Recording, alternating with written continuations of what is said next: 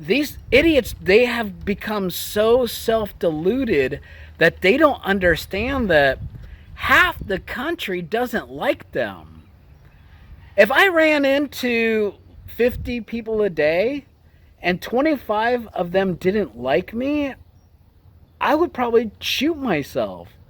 Like, I would ask myself, what the hell is wrong with me that 50% of the people that I encounter don't like me? What is wrong with me? Any normal person would think that. Welcome back, everybody, to another episode of What Had Happened This Week Was... So one of the real Tiger Kings died. Joe Biden is going to lose the election in a landslide because he's electing idiots to his climate change committee. Who won California's 25th district? Why is Iran blowing up its own boats? How much longer in Los Angeles do we have to endure this stupid panic lockdown? And, of course, the spot that everybody's been waiting for. What's the real deal with murder hornets? So, in case you all are wondering, I am wearing the Sons of Liberty t-shirt that we received in last month's Tac Pack box. And I am wearing my Second Protects the First hat that I got from the Shit Hits the Fan box. Alright, so we're going to start off today on a little bit of a sad note because then it can only go up from here. Well, we had 3 famous people die this week. Roy Horn of Siegfried and Roy, one of the original OG Tiger Kings, passed away this week. He was 75. He survived a stroke. He survived being eaten by a tiger, and then finally at 75, the COVID got him. Oh, bye, Roy.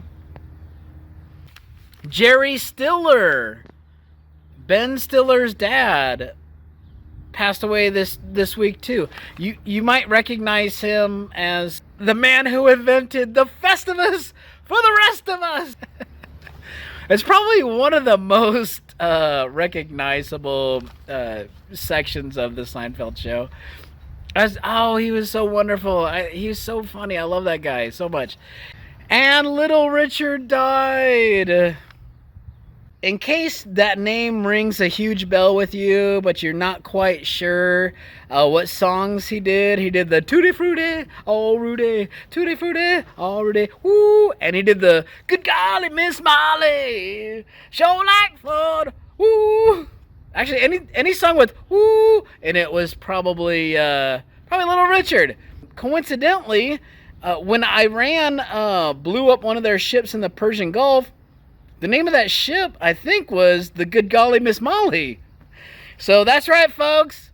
Iran blew up their own ship in the Persian Gulf.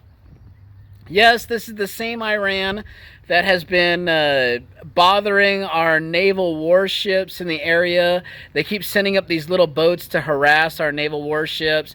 And then finally, President Trump had enough of it, and he directed the Navy, hey, if these idiots get close again, just blow them out of the water. Quit putting up with this crap. To which the Iranian government responded, if you blow up one of our little speedboats, which I guess can best be described as maybe like a 20-foot watercraft, something you'd ski from, nothing major. If you blow one of them up, then we will wreak havoc and death upon you from our giant and mighty Navy. And then they blew up one of their own ships. I think that Iran was trying to demonstrate their naval might by firing this ship-to-ship cruise-type missile. And the Good Golly Miss Molly, I don't think that's the real name, but it should be. The Good Golly Miss Molly. The Good Golly Miss Molly was pushing the target ship into place. And then as the Good Golly Miss Molly was leaving the zone, the aggressor ship fired its little Navy cruise missile to the target ship and accidentally hit the Good Golly Miss Molly and killed 19 Iranian sailors and wounded like 26 others. Wow, Iran, you sure showed us. I guess all we have to do to avoid getting hit by a missile from your Navy is just get within a couple of miles of one of your ships. What do you think? This is a fucking Wile E. Coyote cartoon, Iran? This is the United States Navy. We don't miss.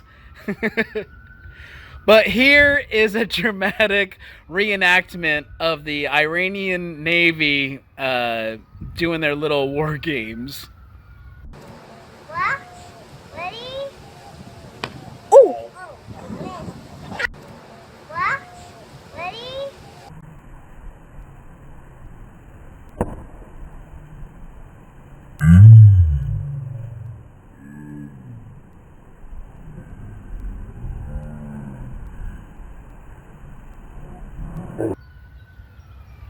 Yeah, that's what happens.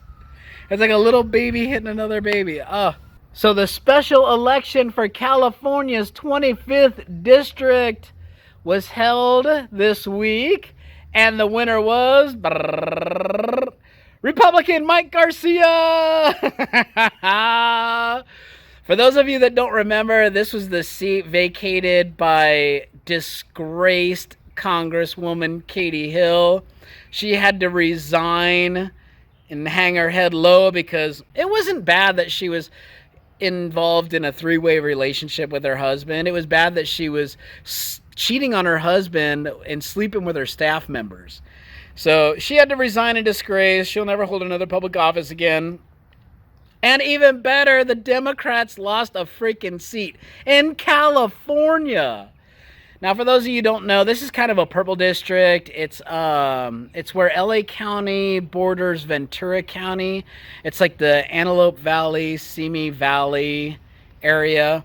Cenk Uygur actually was saying, well, I'll move there if you guys elect me. So he ran for this seat because he's believing his own bullshit. And so he got 5% during the primaries. He got completely crushed, wasted millions of dollars, and now he's on the Young Turks begging for money because the Young Turks is about to go under. So maybe Cenk Uygur could have used those millions of dollars instead of running for an office. He had no chance. Look, Cenk. Anna Kasparian put it perfectly. The people of the 25th District of California think this about you from Anna's own mouth. Look, I don't think that you're a single issue voter. I just think you're dumb, okay? I think you're fucking dumb. When you vote for someone who openly treats women like second-class citizens, who talks about them as if they're nothing more than a piece of meat, yeah, you're an idiot. You're an idiot, yes. Okay? You are voting against your best interests. I'm losing my mind tonight because of how stupid the majority of the country is. Yeah. That's right. That's exactly what the people of California's 25th think about you. I know that you're shielded in your own little bubble, in your own little microcosm, and people kiss your ass because you're the boss and you pay their paychecks. But in real life, you're nobody, bud. I could have got more than 5% of the vote. And Cenk's like, he's just a mean person, you know? He totally like screams at old men who disagree with him. And if the Republican Party agrees with Donald Trump, and they almost always do 100% of the politicians, then call them what they are. You are bigots. And by the way, if you vote with them, you're a liar. Bigots. You're a liar. Okay, no, you're a bigot. You're a liar. You're a bigot if You're a liar. You see this? You counter-strike. You're a liar. You do not tolerate bigotry in this country. Muslims are 100% American. Don't degrade my president or his wife. Well, second for you, I will, and when I get there, do not do that. He gets kicked off of airplanes for causing a scene because he thinks that he has the right to yell at anybody trying to do their job. I can't tell you everything about bio, but they work for American Airlines, so they should know everything? No, they just focus on what they do, bro. They made them, so I feel better about myself. No, I don't. That's only Hey, by the way, you guys. Hey, listen, I don't want to get into a fight with you guys, but you guys are wrong. If we hadn't gotten up in their grill, you think she would have called her boss? Maybe not. She wouldn't have called her boss. No, maybe not. See, there'd be no complaint from a hanger. I don't think that we can get in someone else's grill when it's not necessarily his fault. He's trying to do the best he can, and he actually handled the job very well. For someone to be yelled at and to not want to throw a punch back, that takes a man. And to me, that man acted pretty well given the situation. But wait, would you not have hit somebody if someone was yelling at you like that? I would have stuck him in the friggin' face. Alright, so if your job was to do your job and someone came to you and said, "Sir, your job is shitty. I don't like your job. You're doing terrible." Would you not say, "Bro, I know how to do my job. Don't try me"? You would defend yourself. My brother, people say that I do a shitty job every day. Thousands of them do every day. That's not a good thing. Okay, final report from LAX. It's now 1:50. I know, hold on. I know, hold on. Okay, is there a plane? Yes, the plane has arrived. Guess what just happened? They kicked me off the plane. The guy's just a complete douchebag. So the preliminary results don't look good. I got it. We have votes still to count. Was it worth it? Oh, it's first of all, it was always worth it, but it's way too early to talk about that. We're really gonna have to wait till like midnight or 3 a.m. to discuss that. So, no, seriously. Look, I'll talk at the end about why it's always worth it. But let's see where things come out here. Look, I know that the first set of numbers are not good, right? But it really is. Simi Valley is a different planet than Antelope Valley. Yeah, we when we went, I mean, I was with you just this Sunday, and I mean, it's called a district, but that is not a community. There may be communities inside the district, but the district is so distinct from one part to the other that the notion that the people of the Antelope Valley have a lot in common with the people of Simi Valley because they're both in the 25th district is absurd. That district is gigantic, by the way. I mean, you got Porter Ranch, you got the Antelope Valley, you got Santa Clarita. Like, those are like honestly 3 different countries for me. Like, they really are. So campaigning there is not easy because it's just like this large, sprawling district. My favorite part of that whole thing is just where Anna Kasparian's trying to console him, and she's like, "Well, it's a tough district to win because you have to appeal to people from the right and the left because it's a purple district." It's like, yeah, no shit, idiot. Like Nancy Pelosi said about AOC, a glass of water would have gotten elected in AOC's district if it had a D next to its name. It's like, these idiots, they have become so self-deluded that they don't understand that half the country doesn't like them. If I ran into 50 people a day and 25 of them didn't like me, I would probably shoot myself. Like, I would ask myself, what the hell is wrong with me that 50% of the people that I encounter don't like me? What is wrong with me? Any normal person would think that. But instead, what these idiots think is, well, those half are stupid, and I don't care what their opinion is, and they suck, and I don't represent them. Well, then you have no business being in politics. Stay as a commentator.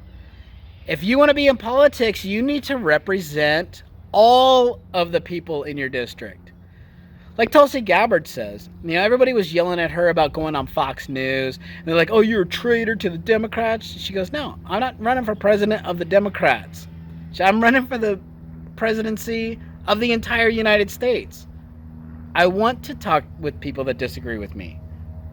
Maybe I can convince them that I'm right, or maybe they'll convince me that I'm wrong." That's what we need in politics. Normal, rational people that are open for discussion. Not the Cenk Uygurs or yogurt, whatever the hell, chunk yogurt. Those are not the people that we need in politics. They're divisive. We need people that are uniters, not dividers. All right, that's my little political rant. That's all I have to say about that.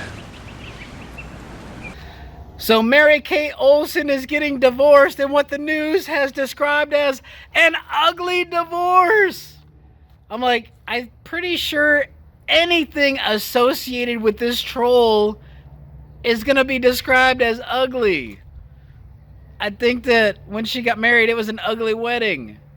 I think that when they went on their honeymoon, it was an ugly honeymoon because you were with this thing. I mean, come on. So she's getting divorced, so all you idiot 40-something-year-old perverts are like, oh yeah, another one of the Olsen twins is single. They look like trolls when they were kids, and they look even worse now. Speaking of looking terrible, oh my goodness, Joe Biden is going down. He's going down fast. He's going down hard. The guy is a complete idiot. I call him creepy, sleepy, glitchy Jomentia. Look at his little town hall here.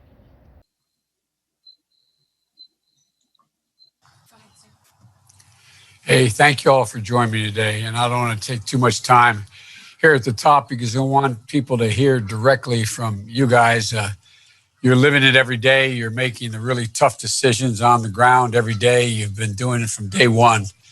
And there are a lot of, as you know better than I do, a lot of scared people in this country, all across the country, who are looking for leadership and clear guidance. And so often it's all of you that they're looking to. This is not a partisan statement. Governors, mayors, local leaders, you're all stepping up all across the country, Republicans and Democrats alike, filling the vacuum of leadership that I believe the federal government should be having your backs and hasn't done it enough.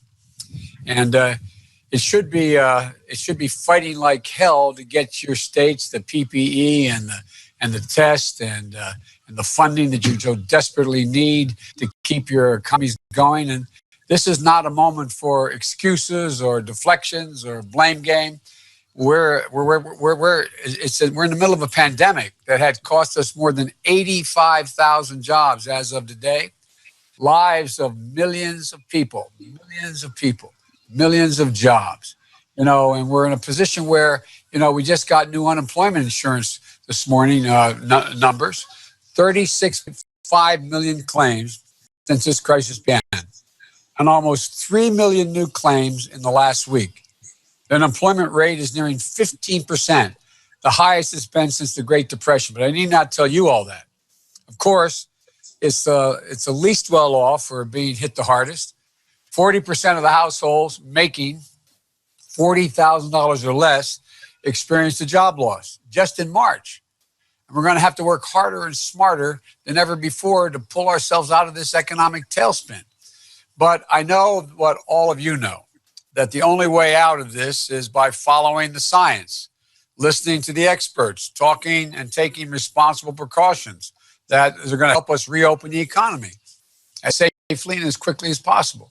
And as we do, there's got to be federal support to state and local levels of our government, in my view, so that we'll be able to come out of this crisis stronger and more united. We have an opportunity, in my view, to transform the economy as we come out, to build a more inclusive and more resilient middle class. And I think that can withstand the next public crisis, whatever it is, however it comes about. Not just reward the people who are well off and well connected. It's time for us to make sure everyone gets a fair shot at success in this country. And I know you all stand for that. We got a lot of ground to cover. So let's start with this. We know that virus can hit anyone, anywhere, but it doesn't affect every community the same. It hits the most vulnerable, the least resourced, and the hardest. And Governor Whitmer, I know that you've created a Michigan coronavirus task force on racial disparities to address the disproportionate impact the virus is having on communities of color. What have we learned? What have we learned is I found it both stunning and heartbreaking. Black populations have the coronavirus infections at 3 times rate higher than many white counties. Death rates are nearly 6 times as high. But I really applaud your leadership in this issue because I can tell you, what are you focusing on? Can you a little bit about the work your task force is doing and what you found, both in terms of the scope of the challenge and the potential ways to address it, because it's not just in Michigan. Sure, I'm happy. Thank you much, Mr. Vice President. I'm glad to be here with Governor Murphy and Lamont. This is one of the great... And Democrats want to put that against Donald Trump. He's gonna destroy this guy. He does one of his little Joe-isms, and Trump is gonna give him one of these. Like, that's all Trump has to say is, like, the fuck is that? That's who you want. This idiot doesn't even have the technical team to be able to compete with this dumb Twitch THOT Badbunny. Her streams never glitch. And this, all she does is complain about why nobody's giving her money. It's like, cause you're ugly and you're a THOT. You know, just because you're the best looking gaming girl that these incels play with doesn't mean that you deserve money from the rest of us. How did my whole speech about how I need subs and to get the stream going if you like the content, blah, blah, blah, how that results in 0 subs? There are regulars here. $5 a month. How do you have hours of time to watch me and not $5? I don't know. What are you doing with your life where you have hours of time to watch Twitch and not $5 to provide for the content that you're watching? I have a wall of non-subs. This is actually really heartbreaking because it's like people just really really don't respect me as a content creator. This is actually really hard. It makes me feel really hard. It really breaks my heart, to be honest with you. Like, it's not even funny.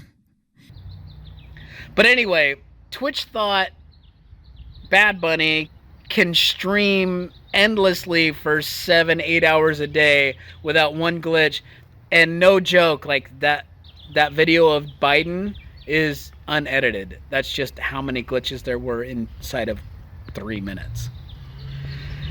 So Joe, in his 2-prong attack of making sure that nobody votes for him, appointed AOC to his Committee on Climate Change. How terrified is Joe Biden of the radicals in his party?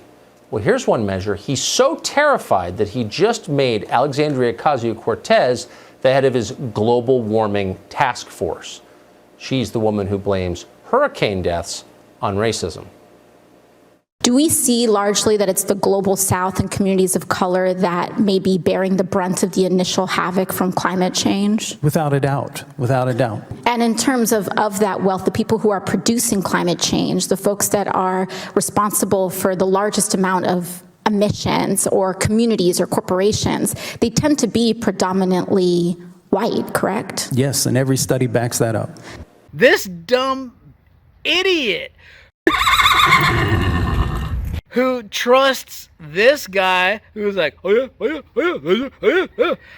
70s pimp on climate change advice, thinks that white people are responsible for climate change. Idiot. AOC. Climate change does not stop between Compton and Beverly Hills. So why would white people create climate change in order to destroy the black people? Or here, let me put it in terms that you'll understand. 110th Street is the border between the Upper West Side in New York City and Harlem. The white people that live on the Upper West Side in New York City are not creating climate change to destroy the folks that live across the street from them in Harlem. You are an absolute idiot moron. But this is who somebody convinced Joe Biden to put AOC on the panel. I guess maybe Greta Thunberg's going to be the next one on the panel, even though she's not even an American citizen, even though she's not even 18 years old. Look for that one in the future, because creepy, sleepy, glitchy, Jomentia, the rapist can't win. You know, he has his allegations out there. This girl where she's like, she's not going away anytime soon. She's like, oh, he pinned me up against the wall when I was a young kid. I tried to tell. Nobody would listen to me. They kicked me out of politics. My mom called Larry King, tried to get his help. Nobody would help. What we're looking at is a brokered convention, everybody. I guarantee you, Jomentia is not going to be the Democratic nominee. You know who's going to be? It's going to be Hillary. It's going to be Hillary Trump. Round 2, the rematch, the rumble in the jungle, I don't know, think of every greatest second round, and President Trump is going to destroy her even more. And now the story that you have all been waiting on pins and needles for. The latest update on murder hornets.